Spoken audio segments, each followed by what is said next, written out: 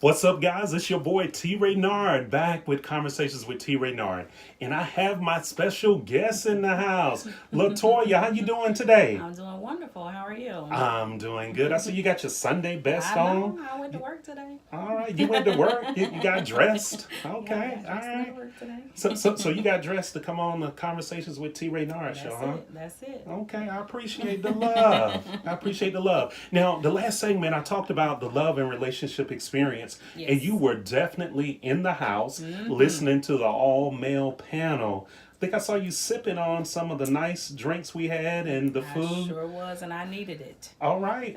Talk to me about your experience there. Like, how did you enjoy yourself? Was that your first one? Yes, that was my first one that I went to. The experience was wonderful. The atmosphere was amazing. The person you had there that was singing, he was phenomenal. I loved him. The drinks were amazing. The food was amazing. The panelists were, the different variety of the panelists that you had was amazing as well. Everything was, it was good. It was good. Well, see, I started to sing, but if I did, I'd have to charge y'all a little more. Yeah. Ooh, okay, see, that's all I'm gonna give you, a Yeah, little, I'm little bit of glad you Luther. left it up to who you gave it to. So That's that Luther, big Okay. Luther. I love Luther now, big okay. Luther. But yeah, I mean, I definitely think we had excellent conversation dialogue, and I think we accomplished our goal, which was to be able to articulate in our feelings and our thoughts from the male perspective. Right. And we all weren't the same. Yes. I, Yes. I love the fact that we had Dr. Anthony Moore, who is the, comes from the clinical side of it. Right. We had the bad boy. He likes to call himself corporate thug. My boy Jason McCracken.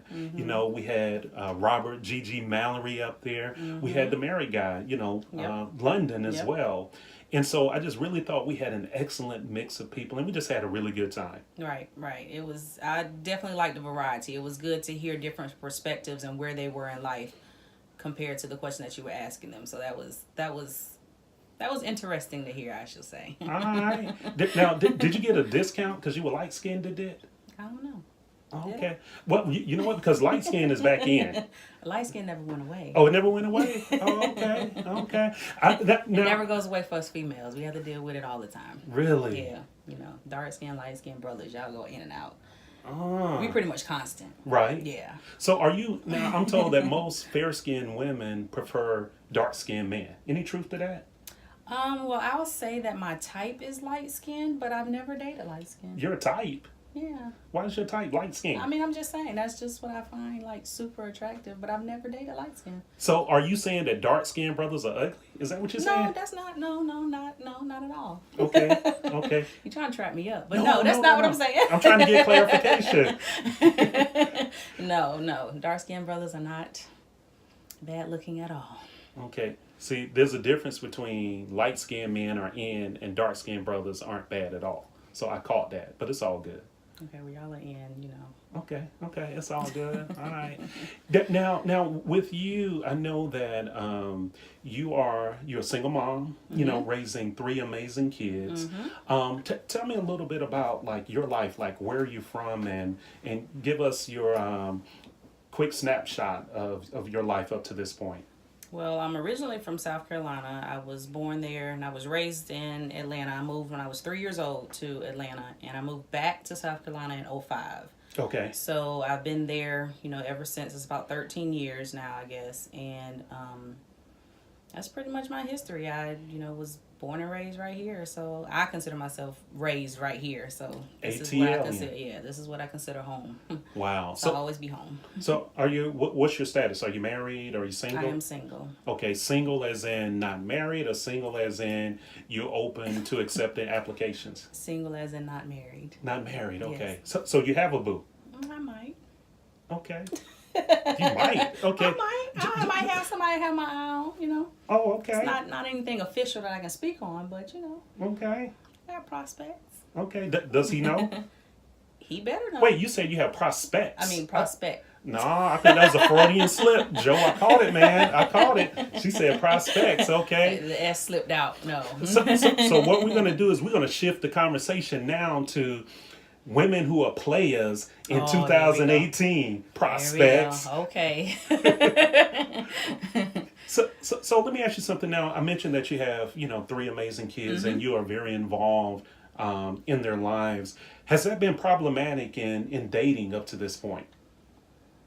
I wouldn't say problematic. I find it hard for them to accept that they cannot meet my kids until I know that it's going somewhere. And so they feel like I'm hiding or I'm still involved with the father some type of way. I kind of get that a lot of times. But other than that, my kids are not hindering me from anything, because if it's clear up front what my standards are. So if that's something you can't accept, then it's over with. It's amazing to me sometimes on social media. I'll see women who have, children and I mean like young kids, but every night they out and about. And I'm like, when are you being a mother? I can understand you definitely have to have balance. You have to go out and get away. But when you're out Friday, Saturday, and Sunday, like, who's there raising your kids? Right. I see that a lot too. My kids are older, 19, 14, and 3. So my 14-year-old keeps me busy. My 19-year-old, he finished his first year in college. And even before then, like, I don't even know how parents have free time, because I'm at every practice. I'm running here, I'm running there. I'm like, I don't see how they get to go out that much and party. But I mean, to each his own. You mentioned something that's very interesting, because I've said this to women as well, that I should not meet your kids so soon. Do you know there have been times where I've met the woman's kid on the very first date? And I'm like, but I don't even, you don't know who I am. Right. And so now you're introducing me to your child. So how many other men have you introduced your children to? I've seen it both ways. I mean, I personally will not let you meet my kids until I know that we're serious. But I've heard other viewpoints to say, well, if he can't vibe with my kids, I should know that straight off, and it's no need for us to even go further. No. I've heard both arguments. I agree with both sides in a way, though. I agree with both. If the kids aren't too young and too vulnerable, I think it might be okay. But my personal preference is my 19-year-old won't even meet you until, it's just a preference for me. Well, I mean, I think it needs to happen in stages, right? I think that once you've determined that there's a possibility that we vibe, then that's the opportunity to introduce the children and see exactly what happens. Okay, so what if I really get to liking you and then you meet my kids and my kids don't like you? Then now what am I supposed to do? Well, now I'm stuck. No. You're not stuck. To me, that's an opportunity to get into a deeper conversation. Exactly what is it about this man that you don't like? Because sometimes what we find is that, especially with boys, okay, they are very, very protective of their moms. Because they have been the men of the house. Right? And they're thinking like men. And when they know mama fine, they know what this man is thinking and what he's trying to do. So they're very protective. And you know what? No man is good enough for mom. Okay, so that attitude is going to be there regardless. Then regardless of when you meet them, the only thing that's going to change is my feelings towards the male, because now I've been in a longer relationship with him before I introduce the kids. If I guess people on the other side feel that if they introduce it early and get that over with, now it's not too many feelings involved. Nobody's getting hurt because my kids can't get along or, something of that nature. Because kids are not going to tell you, oh, well, I don't like him because. They're going to say, just because. Well, I think, though, there have been people that within the first 2 or 3 dates, I've determined, you know what, this is not someone I see a future with. So really that quick? Oh, absolutely. As men, we really know after the first date. Really? So what we're going to do is we're going to take a break. And when we come back, I'm going to tell you like some of the things that are like warning signs or red flags to men to, hey, stay away. But then on the flip side, things that we see initially that we like, oh yeah, this about to be my boo. No. All right? You going to stick around with us? I'll be right here. All right. Conversations with TRaynard. We'll be right back.